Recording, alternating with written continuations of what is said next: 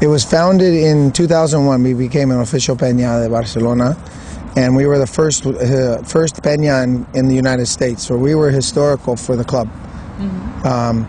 We were a school, una escuela de fútbol, and we founded it in 1999. Empezó la escuela, and in 2001, after submitting paperwork and they approved us, and we became an official Penya. We have 6 schools, one in California, Arizona, Maryland, Virginia, Florida, and Texas. Each school or academy, we call them academies, each one has their director or their president, their director of academy, and they scout within their own community. Just like they do here in Barcelona. The academy looks for kids in the league that they play in, and they look for the kids that are good and come out. And so we do the same thing. We try to find the best talent that you can possibly find playing in the local community leagues around, and hopefully we can recruit them and they get excited about playing under this. This helps. I mean, it's a big marketing tool to say that we're an official Penya Barcelona. We represent Barcelona in the United States. That's a big deal for kids in the United States.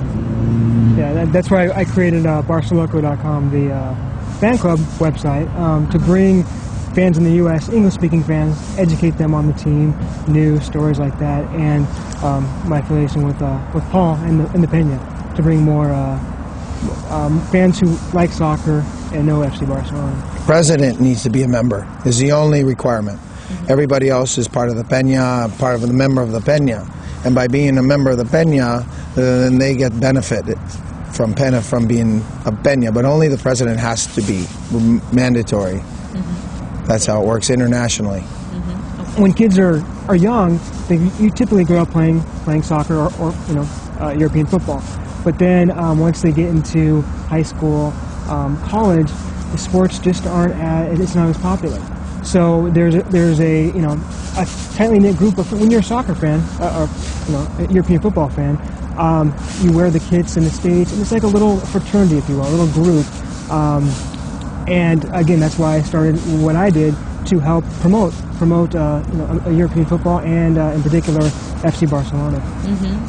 And you think it's growing? The affection is growing? Yeah, it's growing. It's growing worldwide, and particularly in the United States. And what my goal was when I originally created it was to find other fans like me that had a passion for football, and can get together, watch the games, discuss the players, because everything in the United States is, like I said, those 4 major sports, and football is pretty much lost on television, sports channels, stuff like that. Barcelona's success over the last several years, with Messi and Iniesta and Xavi, the way they play, there's nothing like that in the world, and everybody knows that, not just Europe, the world, United States as well.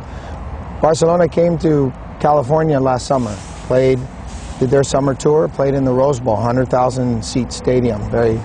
It's a historical stadium, and it was sold out. 100,000 people in the Rose Bowl watching Barcelona play against the MLS Galaxy, which is a very low, but. So there was 100,000 Barcelona fans, not 100,000 Galaxy fans. So that tells you the kind of support and interest and love of Barcelona now. It's countrywide throughout the United States. Everybody knows the escudo, recognizes the players, knows that Messi's the greatest player on the planet. Everybody knows this.